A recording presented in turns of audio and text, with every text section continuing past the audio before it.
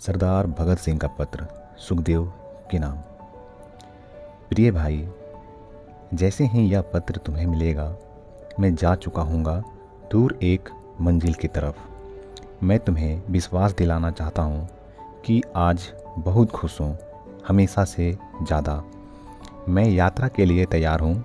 अनेक अनेक मधुर स्मृतियों के होते और अपने जीवन के सब खुशियों के होते भी एक बात जो मेरे मन में चुभ रही थी कि मेरे अपने भाई ने मुझे गलत समझा और मुझ पर बहुत ही गंभीर आरोप लगाए कमजोरी का। आज मैं पूरी तरह संतुष्ट हूँ, पहले से कहीं अधिक। आज मैं महसूस करता हूँ कि वह बात कुछ भी नहीं थी, एक गलत फहमी थी। मेरे खुले व्यवहार को मेरा बातूनीपन समझा गया और मेरी आत्म स्वीकृति को मेरी कमजोरी। मैं कमज़ोर नहीं हूँ, अपनों में से किसी से भी कमज़ोर नहीं। भाई, मैं साफ दिल से विदा होऊंगा। क्या तुम भी साफ होगे? यह तुम्हारी बड़ी दयालुता होगी, लेकिन ख्याल रखना कि तुम्हें जल्दबाजी में कोई कदम नहीं उठाना चाहिए। गंभीरता और शांति से तुम्हें काम को आगे बढ़ाना है। जल्दबाजी में मौका पा लेने का प्रयत्न ना करना। जनता के प्रति तुम्हारा कुछ कर्तव्य है, उसे निभाते हुए काम को निरंतर सावधानी से करते रहना। सलाह के तौर पर मैं कहना चाहूँगा कि शास्त्री मुझे पहले से ज़्यादा अच्छे लग रहे हैं। मैं उन्हें मैदान में लाने की कोशिश करूँगा, बशर्ते कि वे स्वेच्छा से। और साफ साफ बात यह है कि निश्चित रूप से एक अंधेरे भविष्य के प्रति समर्पित होने को तैयार हो। उन्हें दूसरों लोगों के साथ मिलने दो और उनके हाव भाव का अध्ययन होने दो। यदि वे ठीक भावना से अपना काम करेंगे तो उपयोगी और बहुत मूल्यवान सिद्ध होंगे, लेकिन जल्दी ना करना। तुम स्वयं अच्छे निर्णायक होगे। जैसी सुविधा हो वैसी व्यवस्था करना।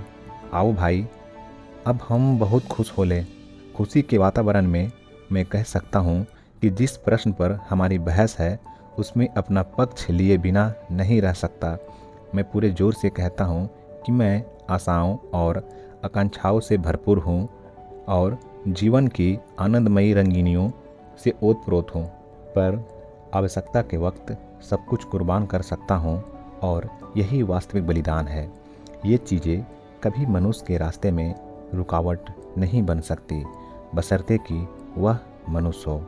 निकट भविष्य में ही तुम्हें प्रत्यक्ष प्रमाण मिल जाएगा। किसी व्यक्ति के चरित्र के बारे में बातचीत करते हुए एक बात जरूर सोचनी चाहिए कि क्या प्यार कभी किसी मनुष्य के लिए सहायक सिद्ध हुआ है? मैं आज इस प्रश्न का उत्तर देता हूँ, हाँ, यह मेजनी था।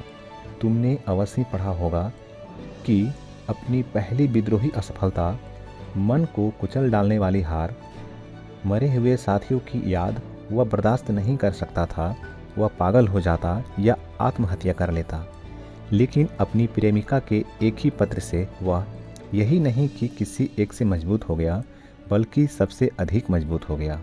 जहाँ तक प्यार के नैतिक स्तर का संबंध है, मैं यह कह सकता हूँ कि यह अपने में कुछ नहीं है सिवाय एक आवेग के, लेकिन यह पाश्विक वृत्ति नहीं, एक मानवीय अत्यंत मधुर भावना है।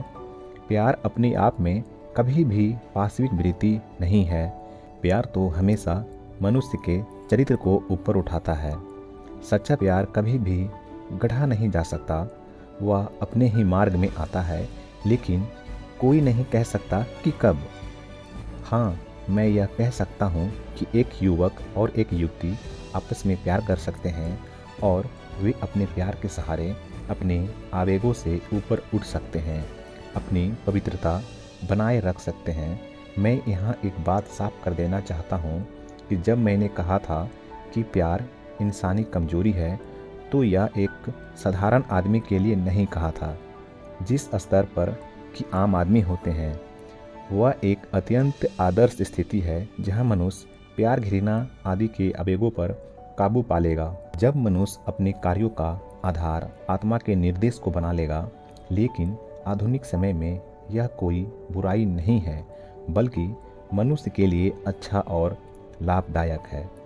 मैंने एक आदमी से प्यार की निंदा की है, पर वह भी एक आदर्श स्तर पर। इसके होते हुए भी मनुष्य में प्यार की गहरी भावना होनी चाहिए, जिसे कि वह एक ही आदमी में सीमित ना कर दे बल्कि विश्व में रखे।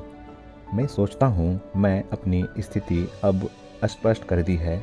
एक बात मैं तुम्हें बताना चाहता हूँ कि क्रांतिकारी विचारों के होते हुए हम नैतिकता के संबंध में आर्य समाजी ढंग की कट्टर धारणा नहीं अपना सकते। हम बढ़ चढ़कर बात कर सकते हैं और इसे आसानी से छिपा सकते हैं, पर असल ज़िंदगी में हम झट थर थर काँपना शुरू कर देते हैं। मैं तुम्हें कहूँगा कि यह छोड़ दो।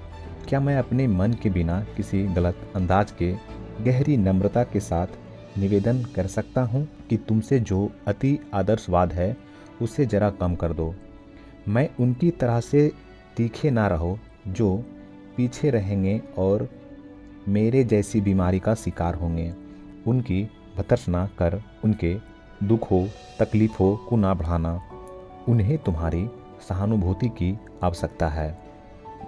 क्या मैं यह आशा कर सकता हूँ कि किसी खास व्यक्ति से द्वेष रखे बिना तुम उनके साथ हमदर्दी करोगे जिन्हें इसकी सबसे अधिक ज़रूरत है?